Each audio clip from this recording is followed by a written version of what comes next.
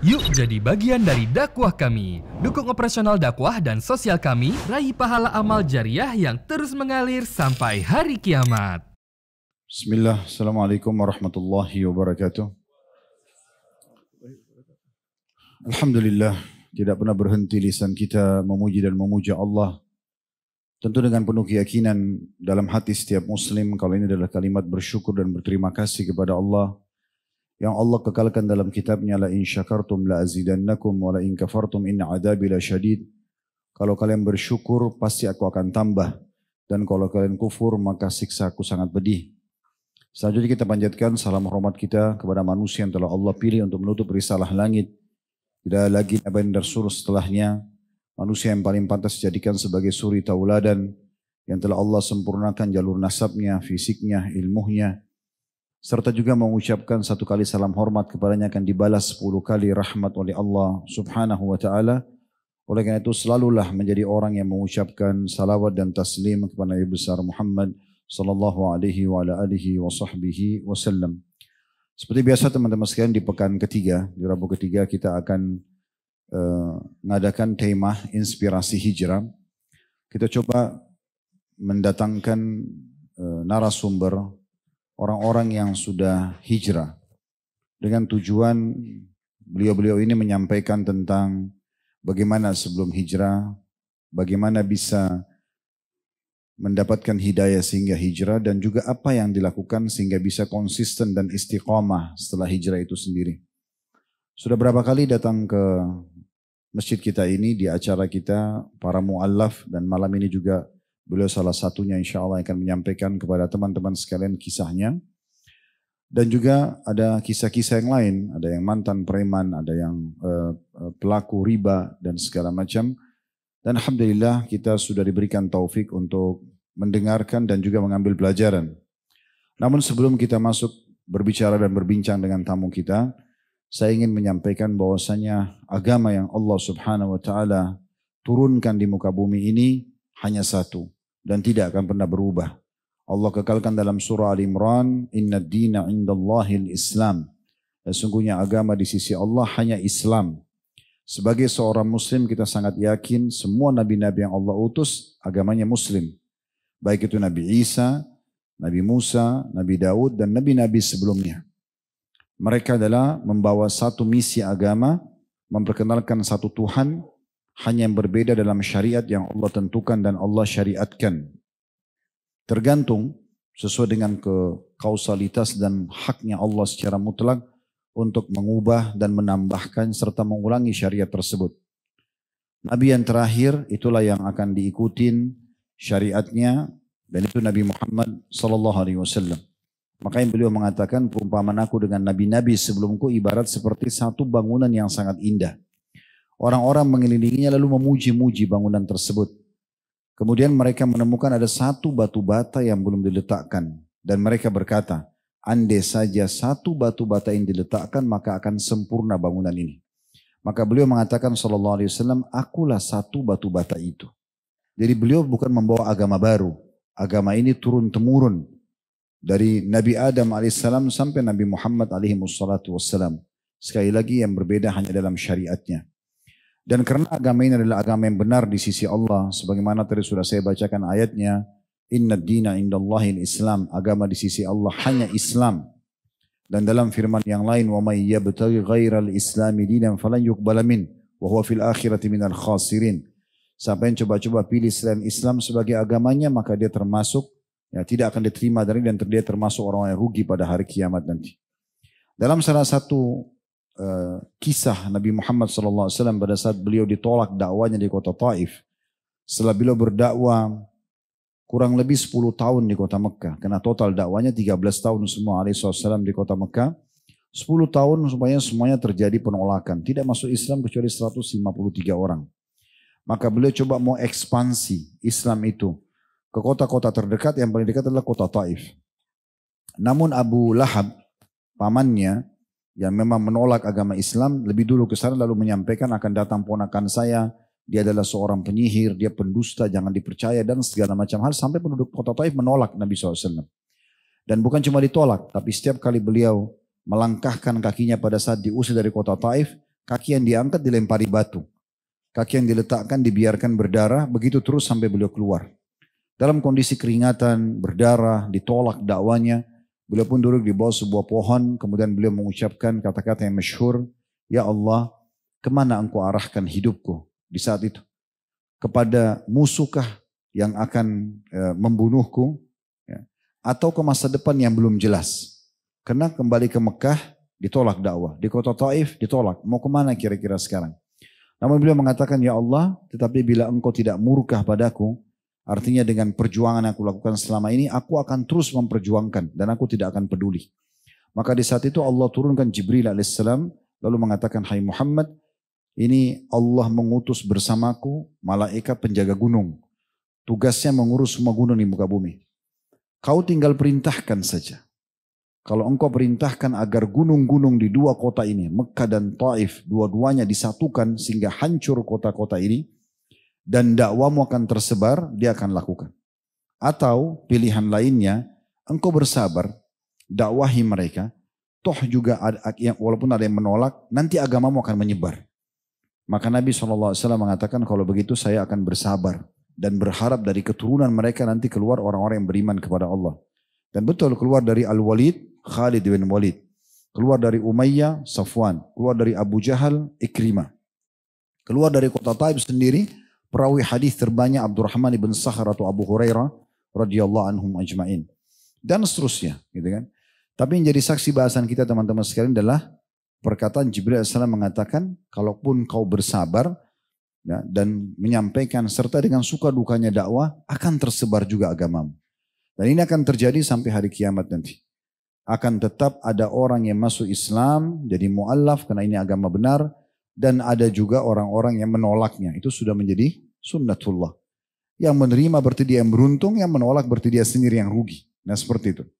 Dan insya Allah kesempatan ini kita akan dengarkan dari tamu kita. Beliau akan memperkenalkan dirinya nanti insya Allah seperti biasa. Kita akan coba dengar bagaimana masuk Islamnya. Kemudian kira-kira setelah masuk Islam, apa saja aktivitasnya yang sekarang digeluti, kemudian bagaimana beliau mempertahankan keislamannya. Fadhal, kalau mau dikenalkan dirinya dulu. Alhamdulillah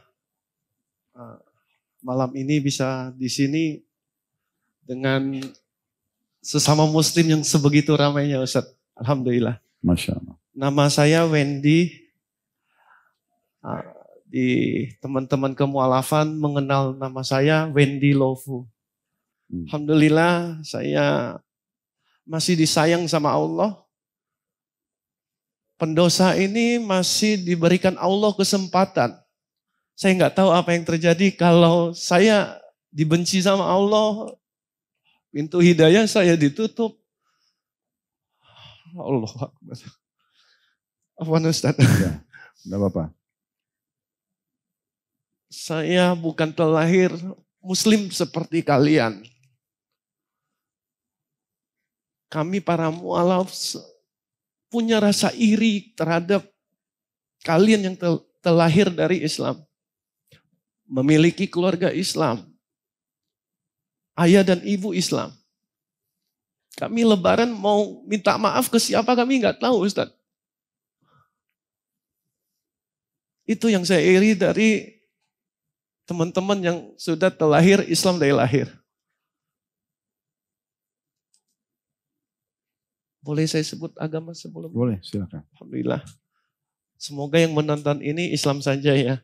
Yang kafir kalau nonton jangan tersinggung.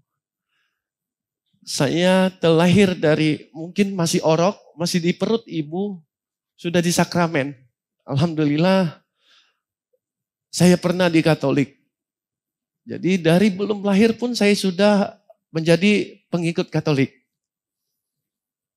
Ketika memasuki masa puber, saya pindah ke Kristen. Semata-mata mencari Tuhan. Pada waktu itu saya merasa saya mencari sesuatu yang kosong di hati saya. Setelah pindah ke Kristen, saya pindah lagi ke Buddha. Maksudnya dari Katolik ke Protestan? Ya. Oke. Kristen, masuk lagi ke Buddha. Setelah Buddha, masuk lagi ke Konghucu. Dan sebenarnya Islam itu bukan pilihan di hidup saya Ustaz. Wallahi ketika saya masih kafir, saya lebih suka menyebut kafir Ustaz Afwan. Ketika saya masih kafir, tidak terlintas di ide saya, di hati saya akan memilih Islam. Apa kira-kira sebabnya? Mungkin ini karena doktrin di hati saya dari kecil sampai saya besar. Saya tidak menyalahkan doktrin ini masuk Ustaz. Saya tidak menyalahkan secara personal. Ini salah saya. Dari kecil saya ditanamkan, karena saya di Kalimantan Barat, mayoritas itu Tionghoa, Dayak, Melayu. Dan doktrin yang saya terima. Ya teman-teman biar tahu dulu, beliau dari suku Tionghoa ya? Ya. Oke, fadhal. Nah, ini Tionghoa asli keturunan dari Tiongkok ya. Alhamdulillah. Saya didoktrin, saya tidak menyebutkan siapa yang mendoktrin. Tapi ketika kecil bermain dengan suku Melayu, yaitu orang Islam, minimal kalau pulang itu, ya ikat pinggang itu putuslah dipukul ke kami. Sapu itu sampai patah. Sapu yang zaman dulu yang pakai kayu itu harus wajib patah. Maksudnya saking dilarangnya bermain sama orang Muslim. Persis Ustaz. Saya tidak tahu asal muasal doktrin ini dari mana, tapi ini yang saya rasakan. Jadi sebegitunya saya benci kepada Islam. Alhamdulillah. Allah berikan saya hidayah. Hari ini saya bisa berada di sini. Kalau saya masih dalam keadaan kafir, jangankan duduk di sini. Dari jauh saja saya melihat orang Muslim, pikiran saya sudah Ustaz. Sudah negatif. Ngapain dia ke rumah saya? Mau minjam duit ini. Padahal dia membawa makanan. Ini kisah nyata Ustaz. Dia membawa makanan. Waktu itu lagi gulai kambing. Orang kurban. Jadi ada sisa diberikan kepada saya. Dia berikan makanan pun niatnya udah baik. Di otak saya, jangan-jangan diracun ini. Itu bagian daripada doktrin yang ditanamkan. Ya seperti itu Ustaz. Jadi itu yang saya pikirkan ketika pertama melihat Muslim.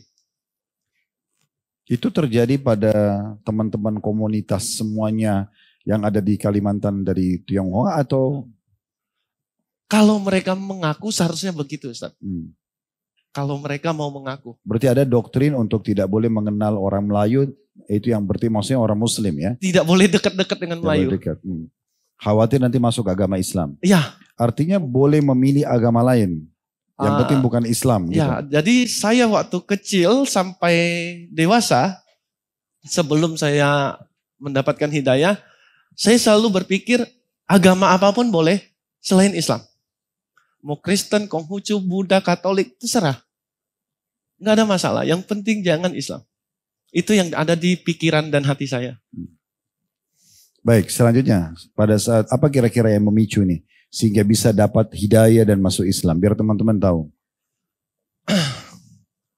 Maaf saya agak cengeng kalau flashback ke masa itu. Ketika remaja, saya mulai mencari Tuhan. Ya sekitar kelas 1-2 SMP lah. Ketika saya masih ingat betul, saya di 2 SMP, saya coba pindah ke Kristen. Tapi saya juga tidak menemukan Tuhan di sana. Saya pindah ke Buddha. Saya tidak menemukan Tuhan saya lagi. Yang menurut saya Tuhan. Saya pindah lagi ke Konghucu mengikuti ya almarhum papi saya. Tidak juga menemukan Tuhan di sana.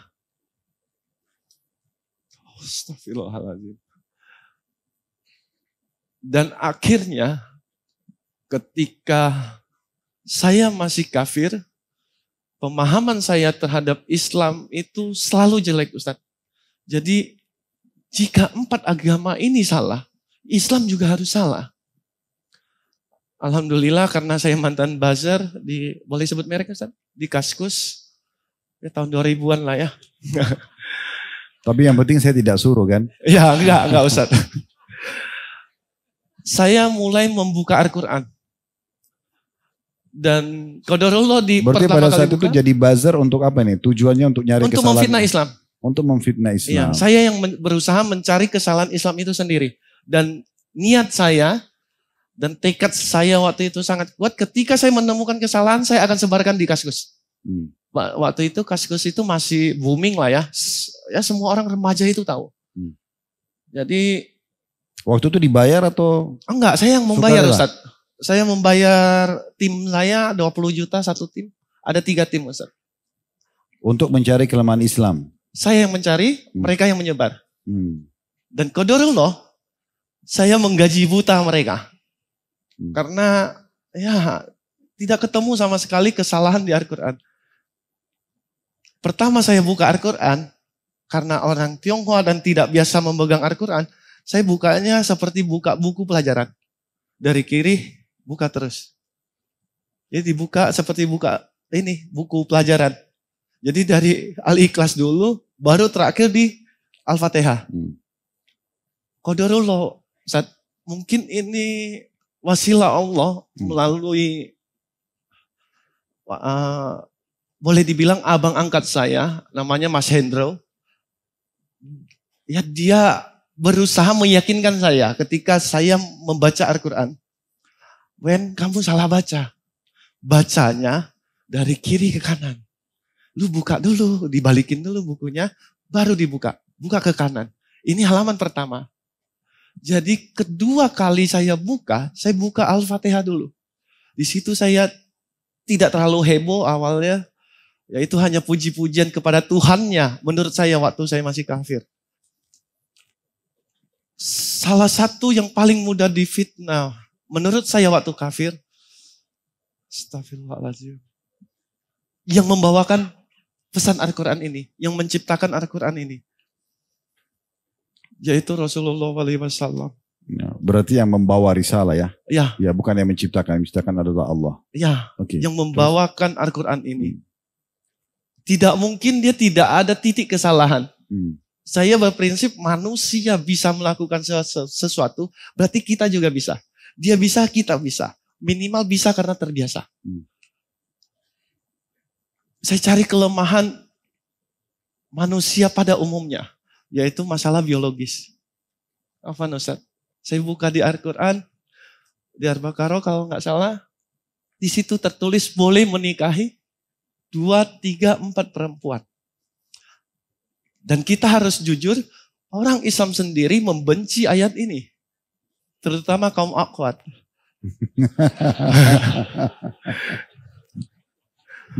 Kita harus mengakui ini. Sebagian. Ya. Alhamdulillah. Karena terbukti ada yang mau poligami. Ya. Alhamdulillah. Kalau antum umumkan nanti di sini kesian, kecewa. Oh iya. Karena sini muka-mukanya mau poligami semua nih. Ada di pikiran saya, ya sekarang saya mengatakan itu bisikan setan. Saya berpikir ketika ayat ini diturunkan, semata-mata Rasulullah hanya ingin memuaskan nafsu birahi beliau. Astagfirullahaladzim. Insya Allah ini semoga menjadi dakwah saya, menjadi amal soleh saya. Jadi saya mencari kenapa dia melakukan ini. Meskipun saya mau memfitnah Islam, orang Tionghoa punya prinsip tidak boleh melakukan hal yang tidak dilakukan oleh orang lain. Tidak boleh memberitakan berita bohong. Jadi saya mencari alasan kenapa dia melakukan ini. Alasan benarnya. Ya. Dan alasan yang saya ciptakan sendirilah. Ya, alasan yang saya ciptakan itu karena dia hypersex. Allahu Akbar. Tapi ketika saya membuka ratio perbandingan lelaki dan perempuan, pada waktu itu untuk Indonesia saja, lelaki itu lebih sedikit daripada perempuan. Saya buka lagi ke Asia. Kembali lagi ratio lelaki lebih sedikit daripada perempuan. Perempuan lebih banyak. Saya buka lagi ke Indonesia. Saya hitung pelan-pelan tiap negara. Apa yang terjadi? Satu ratio lelaki berbanding 2,5 dan hari berikutnya 2,3. Berarti setiap satu lelaki ada 2 perempuan yang masih aktif untuk melahirkan anak. Jika seandainya ayat ini tidak diturunkan, maka ada 2,3 atau 2,5% dari rasio itu wanita tidak memiliki suami.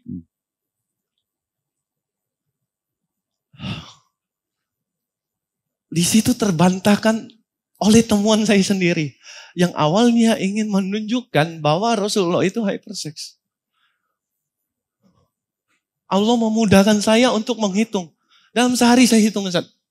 Saya ketemu jawabannya sendiri. Dan alhamdulillah saya tidak jadi untuk melakukan fitnah itu. Masya Allah. Dan saya mulai mencoba berpikir berada di masa itu. Di masa itu tidak seperti sekarang. Lampu saja tidak punya. Masih pakai mungkin kayu api, obor segala macam. Jangankan listrik. Gak usah jauh-jauh, perahu aja masih dirakit. Mau menyelam aja masih susah. Apalagi orang yang hidupnya di gurun.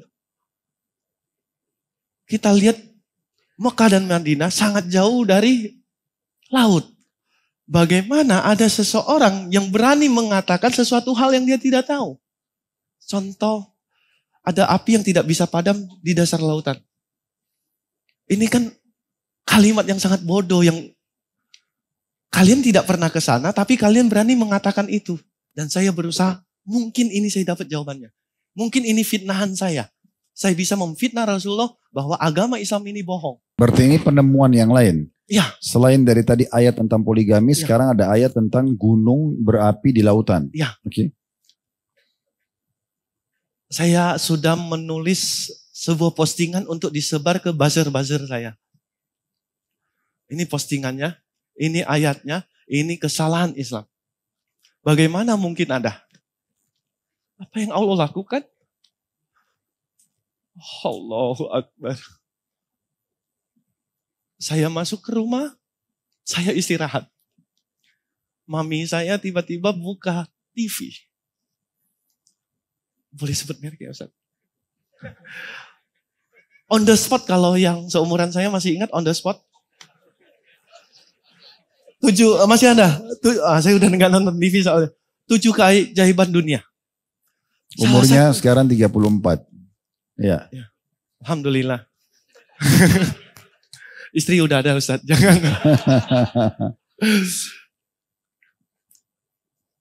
Alhamdulillah Allah masih menunjukkan belas kasihannya kepada saya. Allah masih sayang sama saya.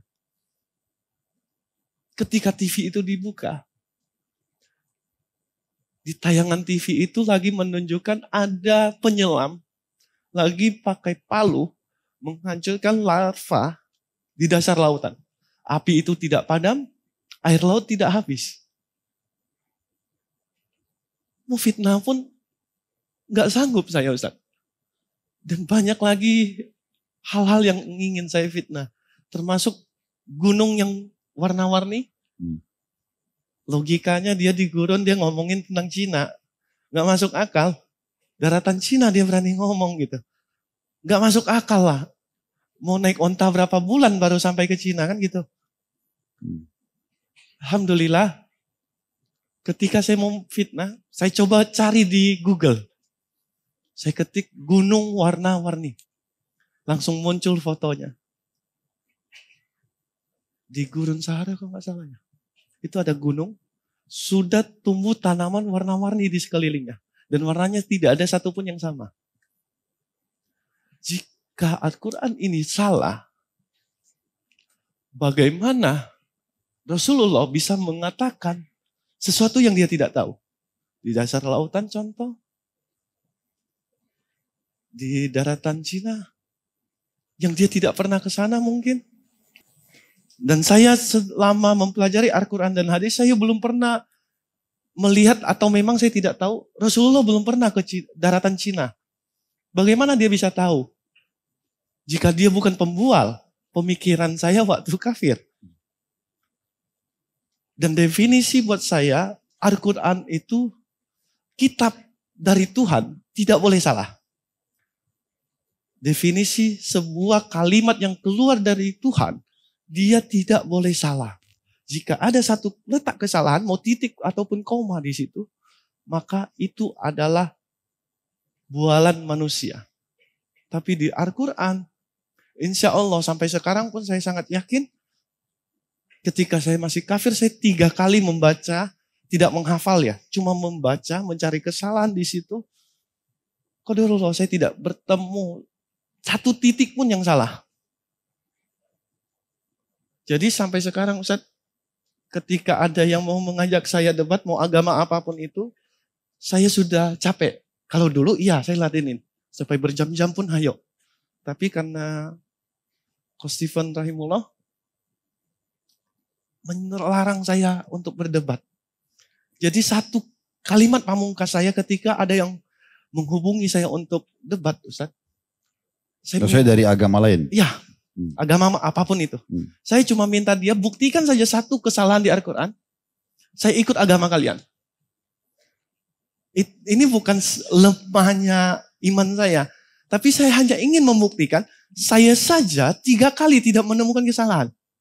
Kalau antum bisa cari kesalahan di Al-Quran, bukan terjemahannya, tapi isi Al-Qurannya. Kalau ada letak kesalahan, saya pindah, saya ikut agama kalian. Kalau sanggup menemukan. Buat saya Al-Quran itu udah final. Tidak ada satupun kalimat yang salah di sana. Terus yang sempat ditantang seperti itu apa responnya? Awal-awal Ustadz, karena ya giro saya yang negatif ini berapi-api, saya layanin Ustadz. Saya ajak debat, pernah debat dari jam 10 pagi sampai jam 10 malam. Tanpa hasil. Alhamdulillah tanpa hasil. Dia syahadat juga enggak. Saya yang capek, mikir juga kan jawabnya. Enggak ada hasil Ustadz. Akhirnya dari ini tapi dia tidak berusaha memang membuktikan kalau ada kesalahan Al-Quran misalnya. Selama ini hanya gerdakan sambal Ustadz. Jadi ya saya akan buktikan. Tapi sampai detik ini pun 127 kalau nggak salah. Kurang lebih lah atau mungkin bisa lebih, tidak mungkin kurang. Orang yang mengajak saya debat. Sampai detik ini tidak ada satupun yang mengirimkan pesan kepada saya bahwa Al-Quran ini udah saya ketemukan kesalahannya. Belum pernah. Dan insya Allah tidak akan pernah. Seharusnya nggak mungkin. Ya. Kalau mungkin mah berarti Al-Quran bukan. Ya, firman Allah. Ya. Baik, selanjutnya sekarang setelah masuk Islam. Kan tadinya buzzer nih, cari kesalahan Islam segala macam. Akhirnya dapat hidayah, terus syahadat tuh. Ya. Setelah tadi 3 ayat itu dan 3 kali bolak-balik baca Al-Quran. Terus hanya membuktikan benar Al-Quran, akhirnya syahadat. Karena saya lelaki, kita semua lelaki di sini paham lah ya. Ketika kita gentleman, ketika kita kalah, berarti harus ada yang menang. Saya menganggap Al-Quran sudah menang dari saya. Untuk mengakui kemenangan Al-Quran, saya harus ikut Al-Quran. Dengan cara saya bersyahadat. Qadarullah, semoga ini menjadi pelajaran, menjadi amal soleh saya. Ketika syahadat waktu itu di Pontianak, saya syahadat, saya melakukan apa yang diwajibkan kepada seorang muslim. Sholat 5 waktu insya Allah. Tapi malamnya saya dugem, subuhnya saya sholat. Dalam keadaan puyeng-puyeng. Ya karena saya dari mantan orang gak benar. Jadi itu keseharian yang saya lakukan. Akhirnya pindahlah saya ke Jakarta, hijrah saya ke Jakarta. Di sana setelah berapa tahun masuk Islam tuh pindah ke Jakarta? 3-4 tahun lah Ustaz. Saya agak lupa sekitaran itu. Baik, terus? Ya selama itu yang saya lakukan. Jadi ketika saya pindah ke Jakarta, Allah mempertemukan saya dengan Hani Kristianto. Salah satu senior pendakwah mualaf. Saya tidak pernah dikasih tahu, Ben, antum sudah kafir, antum kafir, antum bukan muslim. Tidak pernah dia mengatakan itu ketika pertama bertemu dengan saya. Ketika saya sudah di Jakarta, saya masih banyak pertanyaan yang tidak terjawab. Termasuk tentang Dajjal, Ustaz. Tentang hari kiamat. Cina-Cina gini juga takut mati, Ustaz. Jadi ada beberapa pertanyaan yang tidak terjawab. Kohani ini tidak pernah menjawab saya dengan pendapat beliau. Beliau menjawab selalu mengirimkan saya ayat Al-Quran dan hadis. Ini terjemahannya, menurut penafsiran ini. Beliau tidak pernah menjawab, menurut saya, nggak pernah. Jadi saya yang harus berpikir sendiri. Sampai saya bertemu semua jawabannya, saya bilang, kok saya ikut antum ya. Saya pengen belajar lagi. Pengen tahu sunnah itu seperti apa. Saya bertemu dengan Kohani, di situ saya menceritakan apa yang saya lakukan. Malam sholat isya, selesai sholat isya buru-buru pergi dugam. Subuhnya sholat subuh. Sambil pusing-pusing gitu kan. Saya ceritakan semuanya. Menurut Kohani, setelah dia bertanya kepada beberapa ustadz, seharusnya saya sudah kafir. Karena semua larangan Allah saya lakukan. Jadi dia menyarankan saya, tidak memaksa, tapi menyarankan saya untuk bersyahadat ulang. Akhirnya saya niatkan untuk lebih baik lagi, untuk menjadi muslim yang lebih baik. Meskipun gak baik-baik nih sampai sekarang, saya syahadat ulang. Tapi di poin itu sebenarnya tidak perlu syahadat ulang. Karena kan sholat masih dikerjakan kan. Sholat masih. Tadi kan dikatakan sholat isya tapi habis itu mabuk ya. Ya. Habis itu subuh sholat lagi. Ya. Insya Allah itu masih belum keluar dari Islam. Itu pelaku dosa besar yang dengan taubat nasuha sudah cukup. Alhamdulillah. Tapi oke, ini kan sudah terjadi qadar Allah, sudah syahadat lagi. Terus kemudian? Inilah hal terbesar dalam hidup saya. Ketika saya mulai mengenal sunnah, yang saya tahu itu ada namanya UKB. Orangnya nggak di sini kok, UKB. Saya hanya lihat di video, duduk di pojokan luar sana, dengar dari sound system aja. Jadi waktu itu pembahasan tentang cingkrang, tentang sunnah jenggot. Saya langsung memanjangkan jenggot kambing saya ini yang cuma di sini. Langsung saya potong semua celana saya. Wajib segini. 5 jari dari kaki. Saya harus menjadi muslim. Itu pikiran saya. Dan qadarullah, guru-guru saya, teman-teman saya yang pakai celana jeans, pakai celana di bawah mata kaki. Qadarullah, Ustadz, ini bukan salah Ustadz Khalid Basalamah, tapi salah saya. Saya yang bodoh, saya yang bebal. Padahal cuma bilang sunnah untuk cingkrang. Saya mengkafirkan orang yang tidak cingkrang.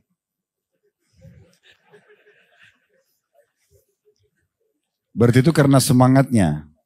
Karena bodohnya Ustadz.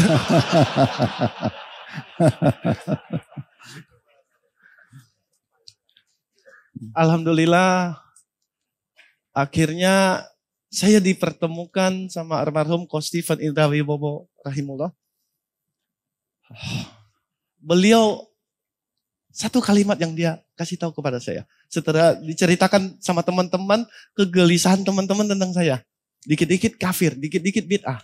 Semua saya kafirin. Pokoknya yang tidak sepaham dengan saya kafirin.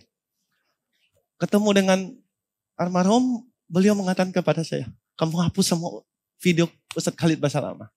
Hapus semua. Karena yang saya punya videonya durasi 59 detik, 30 detik.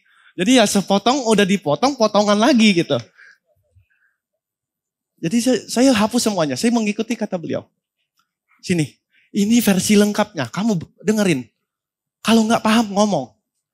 Akhirnya saya mulai memahami apa itu sunnah. Pada waktu itu sunnah itu wajib.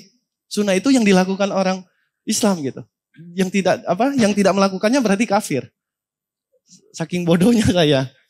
Alhamdulillah. Sekarang tidak berani lagi menonton yang 59 detik. 30 detik udah gak berani. Kalau mau nonton langsung full aja. Biar saya tidak salah paham. Tapi itu enggak pernah kami ajarkan ya. Oh enggak. Ya. Jangan nanti ada yang potong lagi ceramah ini. Jadi seakan-akan kena dengar ceramah kami ini jadi mengkafirkan orang. Baik, selanjutnya setelah itu mulai mendalami agama gitu kan. Aktif di kegiatan apa seperti sekarang? Sekarang saya berada di Mualaf Center Indonesia Peduli Ya boleh dibilang terpaksa sih. Ya sangat terpaksa. Teman-teman yang lain juga terpaksa. Ini karena almarhum Ustadz. Beliau sebulan sebelum meninggal, saya nggak ngerti kenapa dia melakukan ini. Jadi saya disuruh ke Bogor Ustadz. Kebetulan beliau lagi di Bogor. Sebulan saya disuruh menemani beliau. Jadi semua masalah, semua apa yang dilakukan mualaf, apa masalah mualaf, apa keuntungan mengurus mualaf, diceritakan semuanya kepada saya Ustadz. Tanpa saya tahu tujuan beliau. 2 minggu sebelum meninggal, beliau meminta mengumpulkan semua teman-teman. Jadi saya mulai WA lah ke teman-teman yang senior-senior ini untuk datang. Termasuk salah satunya Coach Jimmy yang ada di sana, di luar mungkin. Beliau saya panggil untuk ketemu beliau. Waktu itu sedang bisnis beliau lagi mau opening. Saya disuruh interview karyawan baru. Ketika saya interview, dia baru ngomong sama teman-teman. Ketika saya datang, pembahasannya udah beda, udah yang umum-umum aja. Setiap kali saya nggak ada, dia selalu berbicara serius. Ketika beliau meninggal, saya baru tahu, Ustaz. Beliau menyuruh kepada teman-teman ketika dia sudah tidak menjabat lagi sebagai ketua, yang menggantikan beliau adalah saya. Dan itu tanpa persetujuan saya, Ustaz. Itu dari tanpa dikatakan terpaksa. Ya itulah kenapa saya katakan terpaksa. Jadi sekarang jadi ketua Mu'alaf Ya, Center. ketua umum Mu'alaf Center Indonesia Peduli, Ustaz. Masya Allah. Dalam keadaan terpaksa ya. Apa aktivitasnya Mu'alaf Center ini? Ya, mensyahadatkan orang yang mau disyahadatkan. Garis besarnya ya yang tadi mensyahadatkan, membina para mu'alaf. Yang paling penting itu mencegah pendangkalan akidah. Ini biasa sering terjadi ketika ada bencana. Oke, satu-satu sekarang. Memasuk Islamkan orang. Ini programnya mencari orang yang masuk Islam atau tunggu orang yang datang ke kantor misalnya? Mereka yang mencari kami, Ustaz. Jadi kami sampai detik ini tidak pernah mau dan saya tidak membolehkan untuk mencari orang yang mau syahadat. Biar mereka yang cari kita. Kira-kira berapa jumlah dalam satu hari mungkin ada yang datang masuk Islam atau sepekan? Satu hari satu. Rata-rata ya tahun kemarin. Ini bulan ini kemarin 1, 2. Minggu kemarin ada 3 orang yang syahadat. Kira rata-rata 1 bulan kira-kira berapa orang? Tahun kemarin Ustadz saya totalkan kurang lebih 4.000-an Ustadz. Hampir 5.000. Masya Allah. Nah. Alhamdulillah. Ya masuk Islam datang. Terus setelah itu pelatihannya apa yang dilakukan? Seperti apa? Buat kelas, mengajar gitu. Paling enak itu ketika mereka baru selesai syahadat Ustaz. Jadi kami ini rebutan mengajarkan cara wudhu sesuai yang kami tahu. Yang diajarkan. Supaya dapat pahalanya gitu ya. Ya. Jadi selama dia wudhu ya itu yang saya dapat gitu kan. Kebetulan saya ketua nih. Kalian gak boleh ya. Haram hukumnya kalian lakukan. Saya yang ngajarin gitu. Cuma ya bagian sholatnya ada ustadznya. Jadi ya memang ada ustadz-ustadz kami yang tidak mau dipanggil ustadz lah. Mereka mengajarkan cara sholat yang benar. Ruku itu harus gimana. Kadang-kadang ya ini yang kami lakukan. Mengikuti orang di masjid. Jadi ya orang salah ya ikut salah gitu. Jadi nggak sesuai tuntutan yang ada di hadis dan Al-Quran gitu. Ya, alhamdulillah sekarang kita perbaiki.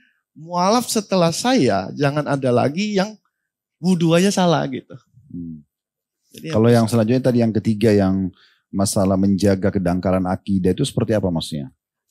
Di program di Mu'alaf Center ini. Ketika kita berbicara tentang mu'alaf berarti orang yang mendapatkan hidayah. Berarti kebalikannya adalah orang yang meninggalkan hidayah itu. Penyebabnya apa orang meninggalkan hidayah? Yang terjadi rata-rata setelah kami riset Ustaz, masalah 5 jari. Perut dan ke bawah. Rata-rata. Masalah orang murtad itu bukan, oh Tuhan Islam itu salah. Saya belum pernah mendengar itu. Sampai detik ini saya belum pernah mendengar itu. Masalahnya cuma 5 jari aja. Perut ke bawah. Masalahnya cuma itu. Artinya karena kelaparan dan kemaluan Ya. gitu. Jadi yang sering kelaparan itu di mana? Ketika orang terkena bencana. Kita punya kesepakatan bersama ketika kita mau membantu orang yang terkena bencana, silakan membantu tapi jangan didoktrin agama apapun gitu. Bantu-bantu aja. Cuma kadang-kadang kan ada yang ini nyeleneh gitu. Nah itu yang kita jaga Ustadz. Artinya kalau ada wilayah kena bencana, Mu'allaf Center ini datang ke sana, Ya. kemudian menjaga agar akidah umat Islam itu mereka tidak murtad. Ya. Karena kasus kelaparan misalnya. Salah satunya itu. Kedua, contoh di Cianjur banyak masjid yang rusak Ustadz. Berarti mereka butuh tempat ibadah buat berjamaah. Kami bangunkan masjid darurat yang alhamdulillah sampai detik ini masih dipakai. 12 masjid darurat lah waktu itu. Kalau dari sisi donasi berarti umat menyumbang. Ya, atau ada sedapatnya, donatur Ustadz. tetap. Alhamdulillah sampai detik ini bukannya sombong, MCIP tidak punya Ustadz. Nggak punya donatur tetap. Paling 1 atau 2. Ya kadang-kadang ya kalau mereka lagi senang ya mereka donasi gitu. Kami bismillah aja Ustadz, bangun masjid di Baduy aja bismillah kok. Kalau metode yang digunakan oleh orang-orang dalam memurtadkan orang Islam yang antum temukan di lokasi-lokasi tadi karena kelaparan, seperti apa? Gini, saya tidak mau sebut agama mereka. Tapi ada oknum yang membangun sebuah posko. Isi di dalamnya itu bantuan beras, Indomie, ya makanan seperti itu yang instan dan uang. Mereka akan memberikan secara free kepada sebagian dikit dari yang terkena bencana ini. Selebihnya, kamu mau bantuan ini? Ayo sini, ikut saya. Nah ini yang kita jaga Ustadz. Jadi ketika kita di daerah mereka ya kita tidak melakukan itu gitu. Ya kita tetap memberikan ya udah habis itu kita pulang. Kita tidak mau ini terjadi kebalikannya. Ya udah kita stop ya. Kalian mau bagi silakan. Tapi gratis, jangan ada apanya di belakang gitu. Baik, kalau misalnya ada orang yang sudah terlanjur gitu, terpengaruh, mereka murtad segala macam. Itu kan dari satu sisi dia baru mengancam ya. Kalau saya tidak dikasih 200.000 saya akan murtad. Tapi ada nggak kasus misalnya keluarga muslim memang berhasil mereka murtadkan. Kemudian mungkin berikan pemahaman kembali, edukasi supaya mereka kembali ke Islam, itu ada? Ada beberapa kali, salah satunya orang berpengaruh di Jakarta Ustaz. Keluarganya, bukan dari dianya. Jadi ada seorang pramugara, fulana ini murtad dan dibawa ke Singapura. Dan ini berarti ada keinginan dia. Yang seperti saya bilang tadi, 5 jari. Kalau nggak perut, ya di bawahnya itu. Jadi murtad, setelah murtad, orang tuanya menghubungi saya Ustaz. Si fulana ini orang tuanya menghubungi saya, minta tolong kepada saya. Ko Wendy bisa nggak tolongin anak saya agar kembali ke Islam? Jawaban saya selalu sama Ustaz. Saya tidak sanggup untuk membuat orang masuk Islam. Saya bukan Rasul. Rasul saja mau Islamkan pamannya nggak sanggup. Apalagi saya, pendosa, orang yang imannya kayak roda. Apalagi saya nggak sanggup saya bilang. Yang bisa ibu lakukan, sholat taubat. Anak ibu murtad, kenapa? Ada nggak ibu melakukan kesalahan? Nangis sejadi-jadinya. Iya kok, saya begini. Ya udah sholat. Minta sama Allah, Allah mudahkan dia mendapatkan hidayah kembali. Itu di tahun 2022 kalau tidak salah. Alhamdulillah tahun 2024 Januari kemarin saya WA ibunya. Bu gimana anaknya? Ada perubahan? Alhamdulillah Ko Wendy. Allah mengijabah doa saya. Anak saya sudah kembali ke Islam. Alhamdulillah. Apakah saya membantu? No. Saya bisa apa? Allah yang membantu. Ada 2 Ustaz. Mensyahadatkan orang, berusaha membuat orang bersyahadat, dan membuat orang kembali ke Islam. Itu yang saya tidak bisa lakukan. Itu Hak 100% Allah. Saya cuma perantara. Dari sekian ribu mu'allaf yang masuk Islam, kayak contoh tahun lalu kan sampai 4.000. Kira-kira dari sekian yang masuk Islam ini yang paling unik penyebab masuk Islamnya ada gak? Yang menurut antum sendiri misalnya mungkin dia karena sebab A, sebab B dia menceritakan. Ada satu mu'alaf. Dia berusaha untuk mengenal Islam Ustadz. Jadi dia berguru ke mana-mana. Berguru ke ustadz-ustadz, salah satunya di sini Ustadz. Saya suruh dia datang ke sini ketika dia masih kafir. Dia berusaha mencari orang untuk mengenalkan Islam kepada dia. Ternyata tak satu pun ustadz atau kiai yang sanggup membuat dia masuk Islam. Dan akhirnya tahun kemarin itu kejadiannya, saya lupa bulan berapa, pokoknya dari bulan 6 ke atas lah. Beliau menyatakan ingin syahadat. Saya bilang, udah ketemu orang yang mengenalkan Islam. Ustadz mana? Oh bukan Ustadz. Terus, seorang pengemis kok. Saya masuk Islam karena seorang pengemis kok. Kenapa? Saya ngasih dia uang 50.000. Habis itu saya kembali lagi kasih dia 100.000. Tapi pengemis itu menolak uangnya. Marah dong dia. Dia cerita ke saya marah kok. Saya nanya, kenapa kamu menolak uang saya? Kamu kan ngemis.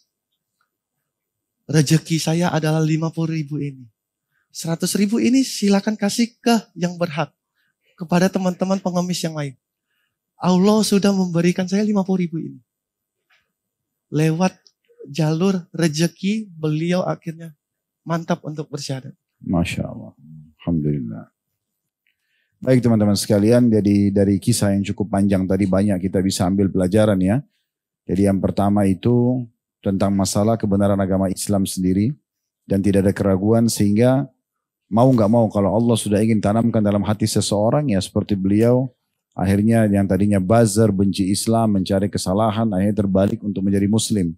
Bukan cuma itu, menjadi Allah mudahkan menjadi ketua Mu'allaf Center yang masuk Islam di tangannya Masya Allah ribuan orang. Kemudian sekarang juga coba berjuang untuk mempertahankan akidah-akidah umat Islam yang mungkin di wilayah-wilayah bencana seringkali mereka bisa pindah agama. Ini semua berarti pelajaran-pelajaran penting yang bisa kita ambil tentang kebenaran Islam itu sendiri dan tugas kita hanya berusaha, selebihnya hidayah di tangan Allah Subhanahu wa taala. Juga tadi tidak kalah penting orang yang masuk Islam atau anaknya yang murtad tadi sehingga diajarkan agar berdoa kepada Allah, coba sholat taubat. Ini sebuah pelajaran juga penting dan itu memang bisa saja terjadi ya. Kekuatan doa itu sangat luar biasa yang bisa menyebabkan orang walaupun sudah murtad bisa kembali kepada agama Islam. Dan dari sini sering kita titik beratkan di pengajian kita. Kalau ada seseorang yang melakukan pelanggaran agama, jangan dibenci. Ya, jangan dibenci. Fisiknya, yang kita benci perbuatannya.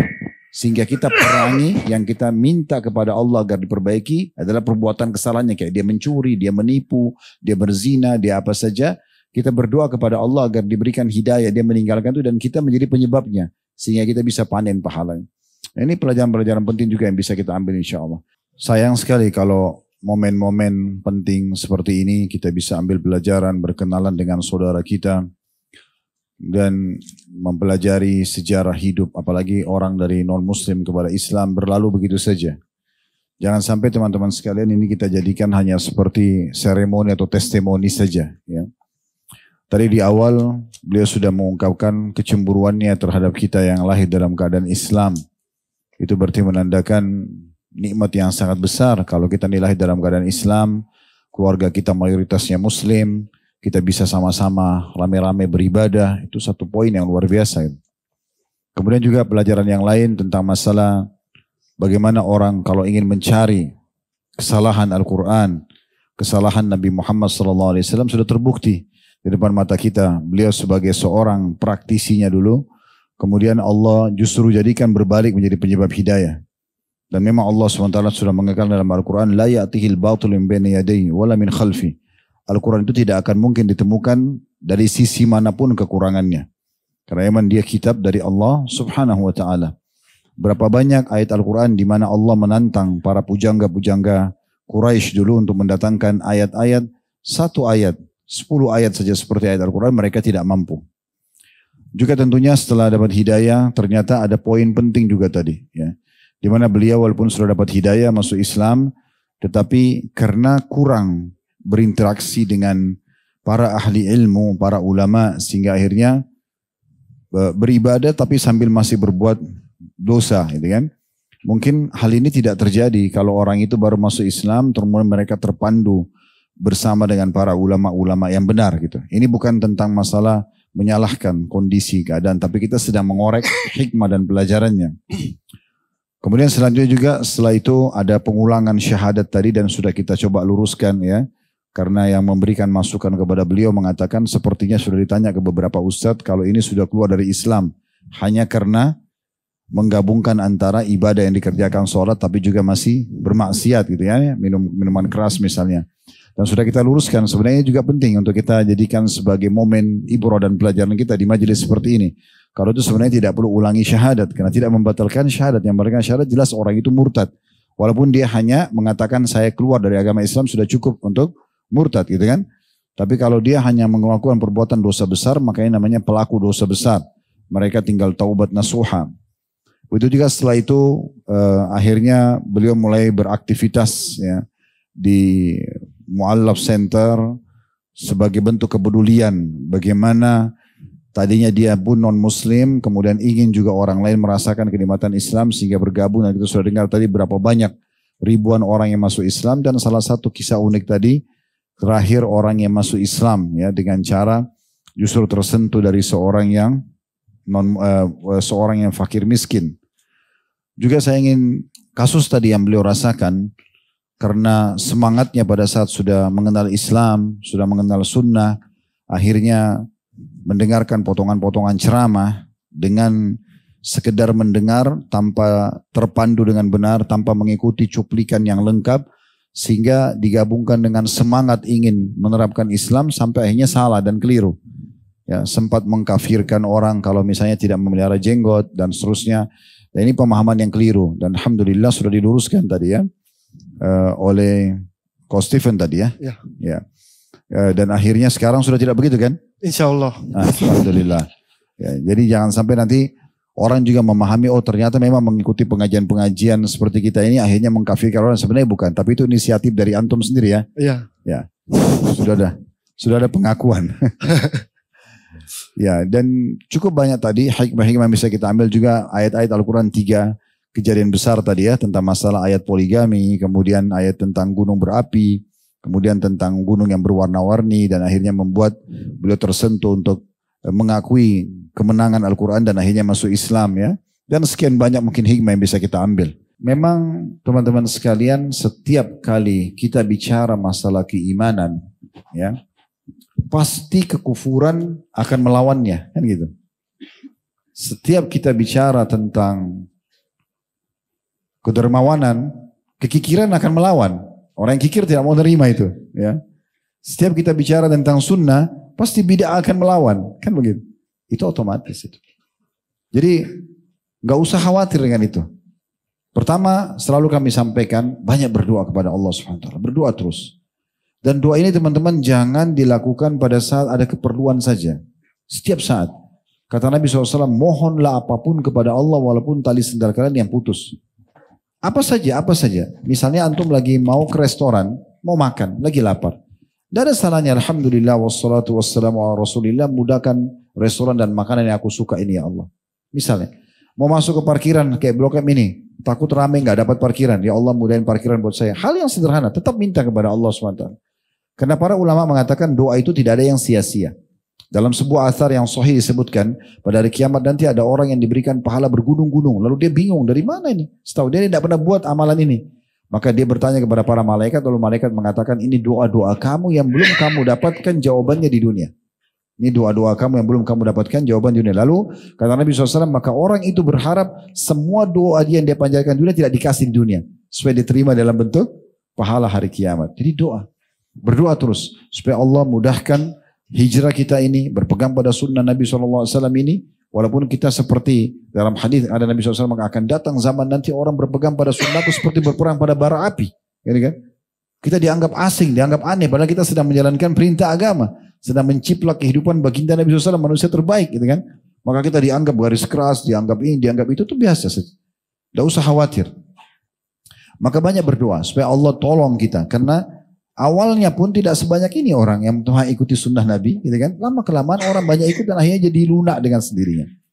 Yang kedua, selalu ikuti majelis ilmu. Selalu ikuti majelis ilmu. Majelis ilmu seperti ini menambah keimanan. Kalau iman makin bertambah, kita makin kuat untuk menghadapi ujian-ujian. Yang membuat kadang-kadang kita lemah menghadapi ujian ini kan karena lemahnya iman. Ya. Nah, pondasi iman itu ilmu. Ilmu itu kalau sudah ada, maka iman akan datang. Iman kalau ada mengubah semuanya. Orang pelit jadi dermawan, penakut jadi pemberani, ya. Orang lemah jadi kuat. Nah, seperti itu. Jadi jangan tinggalkan ilmu itu. Kemudian yang ketiga, praktikin ilmu itu. Yang keempat, bentuk komunitas. Bersama-sama dalam komunitas, ya. Lalu yang kelima, tunjukkan yang terbaik tadi yang kita sebutkan kepada keluarga, kepada kerabat. Setelah kita mengikuti sunnah, kita jauh lebih baik. Saya sudah jelaskan kemarin juga, ya. Jangan sampai di beberapa pertemuan kita juga sering kita ulang. Jangan sampai antum setelah ikut pengajian sunnah, udah mulai lebih kenal sunnah Nabi SAW, lalu kemudian wajah antum gak pernah senyum, antum malah lebih kikir, pelit, ya. Antum malah orangnya kasar. Karena itu semua jauh dari sunnah Nabi SAW. Harusnya lebih senyum, lebih dermawan, lebih baik. Karena memang itu sunnah Nabi kan. Justru lebih royal kepada keluarga, justru lebih murah senyum, justru lebih baik. Dan dalam ingkar mungkar itu ada fikihnya sendiri. Kalau mungkar yang sedang ada di komunitas kita, di keluarga kita, kalau kita luruskan ternyata lebih mendatangkan mungkar yang lebih besar, diamkan dulu. Begitu fikihnya, jangan buru-buru gitu kan. Jadi kita lihat skala prioritas, mana kira-kira yang perlu kita nasihatin, kita luruskan, baru kemudian ya kita sampaikan. Allahu a'lam. Ini insya Allah teman-teman sekalian bisa kita sampaikan. Jazakallah khair ya sudah mengisi bersama-sama kita di sini. Semoga jadi amal khali buat antum. Amin. Dan juga semoga kita doakan ya beliau bisa istiqomah dengan keimanannya. Amin. Bersama-sama kita juga semuanya tentunya. Dan bisa menyebarkan Islam dan mengajak baik dari teman-teman Tionghoa atau yang lainnya untuk bisa mengenal lebih jauh agama Islam ini, dan semoga Allah Subhanahu wa taala menyatukan kita semua di surga Firdausnya tanpa hisab, mana disatukan dalam majlis ilmu yang mulia ini. Kalau benar dari Allah, kalau salah tentu dari saya dan beliau juga. Semoga Allah maafkan dan tolong dimaafkan. Subhanakallahumma bihamdika asyhadu an la ilaha illa anta astaghfiruka wa atubu ilaik. Wassalamualaikum warahmatullahi wabarakatuh. Waalaikumsalam.